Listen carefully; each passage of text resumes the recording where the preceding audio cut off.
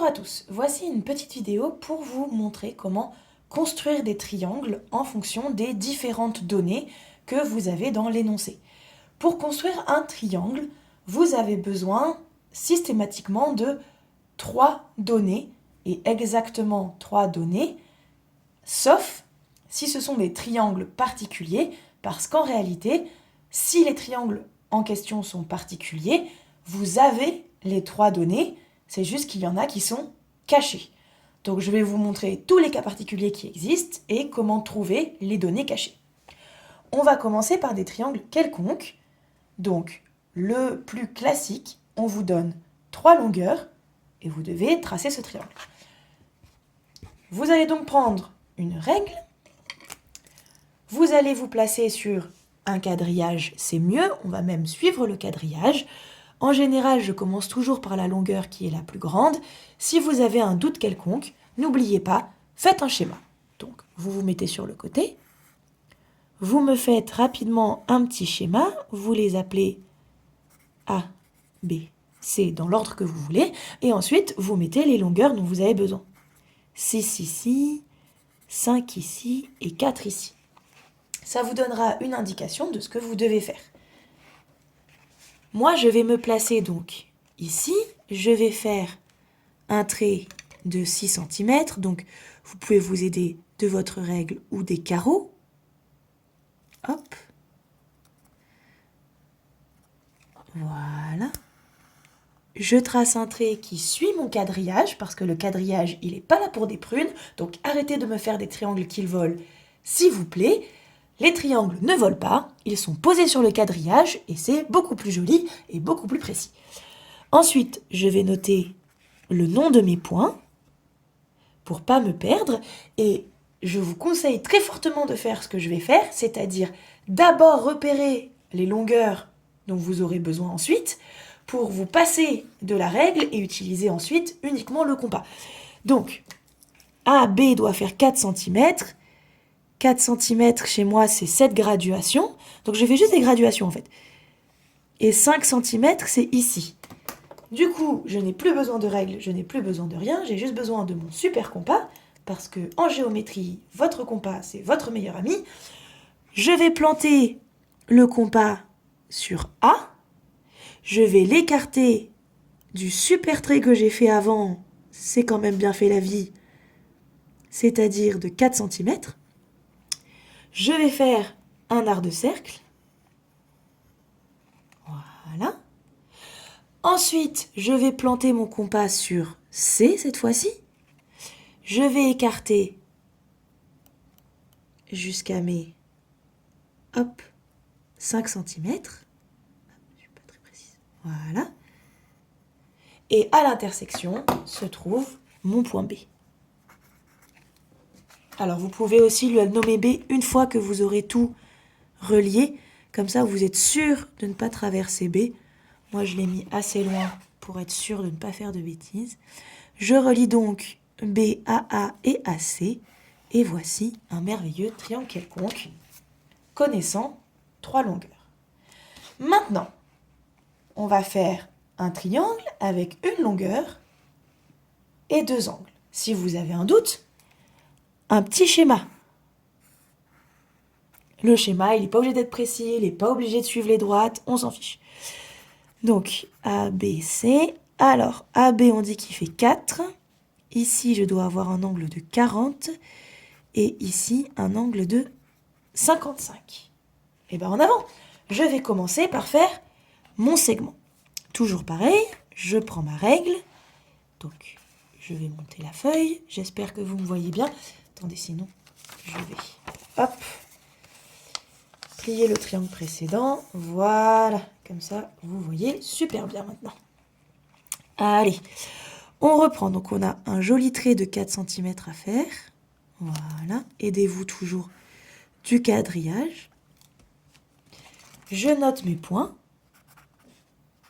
Alors, moi, j'ai une géorègle, excusez-moi. Si vous n'avez pas de géorègle et que vous avez un compas classique, ce que vous allez faire, c'est que vous allez placer votre compas en mettant le 0 sur le A et vous allez faire une encoche au niveau du 40 degrés ici. Attention, on monte depuis B.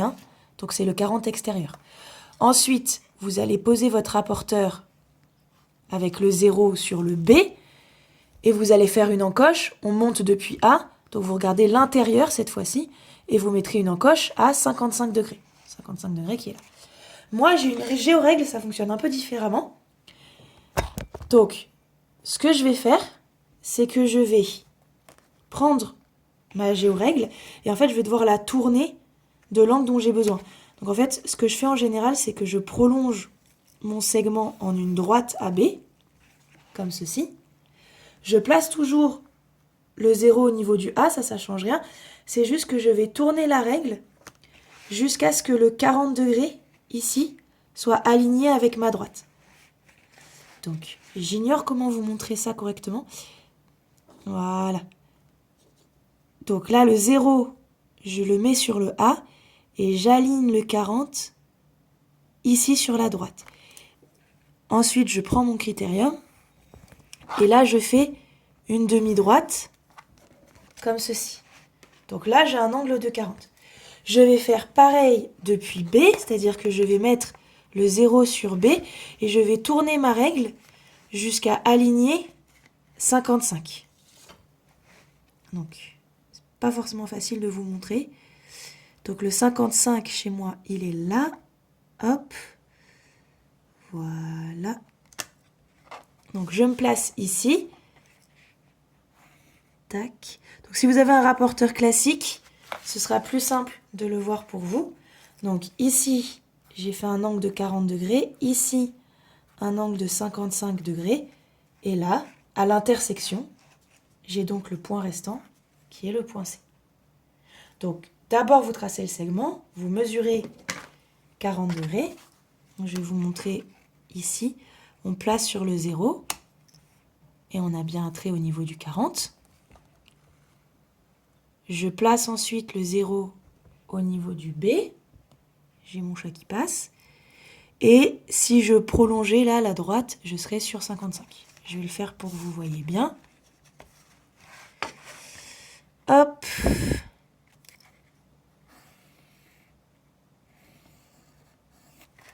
Voilà. Donc, je me pose ici et vous, c'est comme si vous faisiez en fait une petite encoche au niveau de 55. Voilà. Ensuite, vous pouvez aussi tracer. Voilà. Un triangle isocèle. Si on vous donne un triangle isocèle, on va vous donner uniquement deux données. Ça peut être deux longueurs, ou là, comme j'ai fait, une longueur et un angle. Si vous n'êtes pas sûr de ce que vous faites, faites un schéma. ABC isocèle en C. Je vous ai donné AC, ce qui veut dire que là, j'ai aussi 4 cm. C'est comme ça qu'on trouve les données manquantes, en fait. D'accord ? Je vous ai donné ici un angle de 35 degrés. Mais dans un triangle isocèle, les deux angles à la base sont égaux. Donc ce que je vais faire, c'est que je vais commencer par tracer AC. Ensuite, je vais faire un angle de 35. Et puis avec mon compas, je vais mesurer 4 cm. Et là où je vais croiser la demi-droite obtenue avec mon tracé d'angle, j'obtiendrai le point B. Alors, ça a l'air très flou dit comme ça, mais vous inquiétez pas, ça va bien se passer. Allez, on est parti. Hop, 4 cm on a dit. C'est donc AC. Attention, mon triangle, il va être couché par rapport à mon schéma. Parce que je sais que c'est ce côté-là qui doit être de même mesure que CB. D'accord ? Je vous dis que l'angle A doit faire 35 degrés. Alors, vous inquiétez pas, moi je vais refaire mon petit machin. Hop. Donc je vais tourner jusqu'à avoir 35 degrés. Alors. Hop. Ça va être moins précis que pour vous, parce que j'ai besoin que A il soit vraiment au milieu, si vous voulez. Voilà. Donc ça, pour moi, normalement, c'est 35 degrés. Laissez-moi bien vous montrer au milieu. Voilà. Donc je suis partie de 0 et je suis montée à 35 degrés. Maintenant, je vais prendre mon compas. Je vais le planter sur C, puisque c'est isocèle en C. je le plante sur C, j'écarte de 4 cm, ici, et je vais aller croiser, voilà, mon angle, enfin la demi-droite obtenue avec le tracé de l'angle. Ce point-là, c'est le point B. Je vais relier B et C. Hop. Et j'ai bien un triangle isocèle en C. Donc, il est couché par rapport à mon schéma, mais ça ne change rien. Il est quand même isocèle en C. Vous pouvez même vérifier que la mesure au niveau de l'angle B, que vous ne voyez pas, attendez, je vais régler ce problème tout de suite. Donc, mettez-vous comme ceci. Voilà. On va vérifier que l'angle en B est correct. Donc, je vais rallonger cette droite ici. Pour rappel, je suis censée obtenir 35 degrés, puisque les angles à la base du triangle isocèle, ces deux angles-là, doivent être égaux.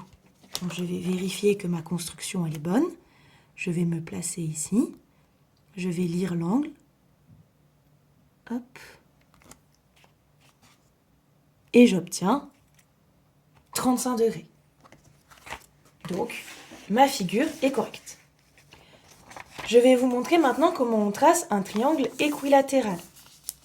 Alors, pour faire un triangle équilatéral, vous devez avoir 3 côtés égaux. Donc, en réalité, ce triangle, c'est le plus simple à faire. La seule chose que vous allez devoir faire, c'est commencer par me faire une base de 4 cm.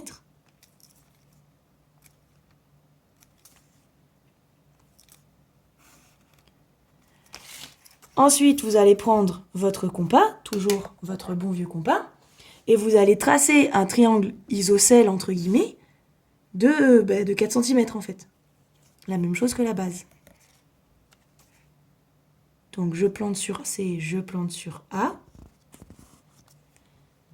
À l'intersection se trouve le point C. Je peux tout relier. Et comme vous avez mesuré exactement la base, bon bah forcément, tout le monde fait la même mesure. Tous les côtés sont égaux. On a donc un triangle équilatéral. Pour préciser, avant de changer, tous les angles d'un triangle équilatéral sont égaux et font 60 degrés. Dernière construction qui pourrait vous être utile, si jamais on vous demande un triangle rectangle. En réalité, vous avez une troisième donnée cachée. Faisons un schéma. Je vous dis ABC, rectangle en A.